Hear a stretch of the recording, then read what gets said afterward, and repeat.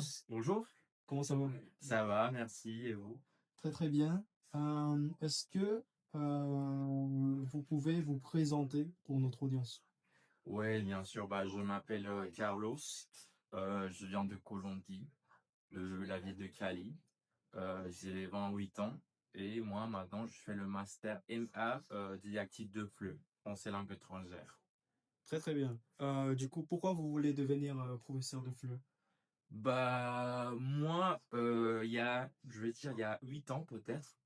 Ouais, environ 8 ans, j'ai commencé dans ce schéma parce que moi, je suis tombé amoureux avec cette belle langue. Et du coup, moi, je fais une licence en langues étrangères, anglais-français. Mais moi, je choisis le français parce que j'adore la culture francophone en général, la langue, bien sûr. Et parce que moi, au début de ma licence, je me sentais plus à l'aise avec cette langue. Euh, et moi, je voulais aussi découvrir la France, mais en même temps, je voulais devenir un diffuseur culturel en Colombie, dans ma ville, pour apprendre aux étudiants le français, un peu plus sur la culture, pas seulement la française, Mhm. mais toutes les cultures francophones. C'est bien. Et du coup, après, vous allez retourner en Colombie où vous allez travailler. Oh oui, je crois. Je suis pas sûr encore si je vais continuer avec un doctorat ici. Euh, Bah sinon, oui, je rentre en Colombie pour continuer à être ce diffuseur culturel Mhm. en Colombie, dans ma ville à Cali. Ouais. Ok, très très bien. Et du coup, comment vous faites pour maintenir la motivation des élèves, l'engagement des élèves pendant une classe de FLE? Bah, je dirais d'abord, ça peut être la langue, mais la langue, ouais, normalement, c'est l'objectif des élèves.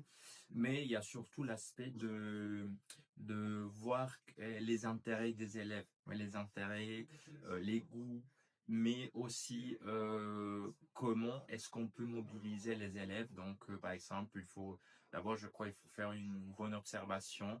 euh, des élèves, du contexte, ce qu'ils aiment, ce qu'ils n'aiment pas, et de cette façon, bah, choisir c'est que nous, le prof, on fait en classe.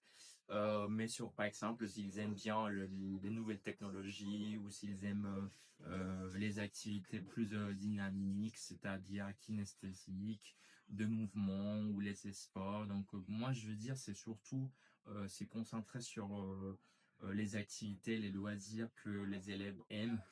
Euh, Bah voilà, je dirais c'est surtout ça. Et puis ça peut être aussi le fil conducteur, la culture. Ouais, la culture. Donc on a la langue, les activités et la culture. Normalement, je dirais c'est ça. Comme ça peut, comment dire, motiver les élèves à apprendre plus. Ouais, c'est C'est à ça, travers la exactement. Parce que culture. par exemple, il y a deux élèves qui disent non, ouais, le français, c'est trop difficile. Mais moi, un jour, je rêve d'aller en France ou d'aller à Paris ou Marseille, ta. Mais le français, il est trop dur, la langue, c'est très difficile. Donc, et du coup, on voit que la motivation, c'est déjà le lieu, l'endroit, le pays, la culture, mais que parfois, la langue peut être vue comme un obstacle. Mais ce n'est Hmm, pas vraiment un obstacle, je veux dire, c'est le contraire, c'est le pont entre hmm, la personne, l'élève et la culture. Très très bien. Et question finale, est-ce qu'on peut être riche en tant que prof de FLE à votre avis? Bah, moi, je dis que ça dépend pour tous les métiers.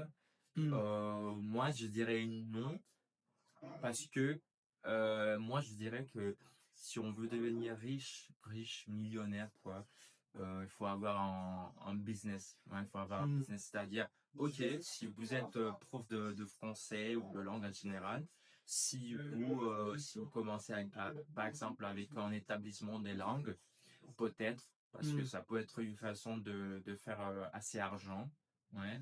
Mais si vous êtes un prof de FLE, vous travaillez, vous avez un contrat, vous avez des heures hebdomadaires, des choses comme ça, je crois que c'est pas possible. Et du coup, est-ce qu'il est mieux de travailler dans une alliance française, par exemple, dans l'Institut français, ou est-ce que c'est mieux de créer son propre école de langue, à votre avis? Ça dépend le moment de vie Hmm, de l'enseignant. Je crois pour commencer, c'est bien de travailler dans des établissements comme Alliance française, Institut français, École des langues, université, etc.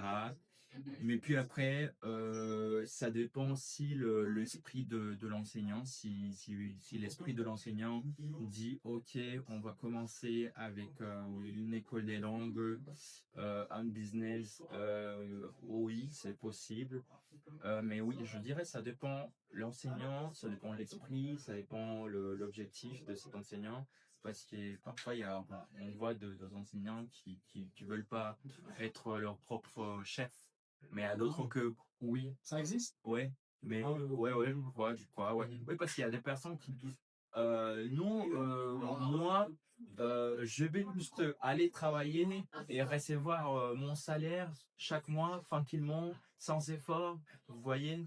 Parce que quand vous commencez un projet propre, c'est à vous, que vous avez une autonomie. Si vous bougez pas, vous gagnez pas de l'argent. D'accord? Donc, c'est-à-dire que vous devez faire un grand effort pour gagner de l'argent et pour que ton projet va réussir, va avancer dans un certain moment. Ouais. Donc, moi, je dirais c'est surtout ça. Hmm. Ok, ben, merci beaucoup Carlos pour Je vous en prie. ton avis et puis ouais, on va se voir pour les prochains numéros peut-être. D'accord. Allez, donc bonne journée. Ok, salut tout le monde.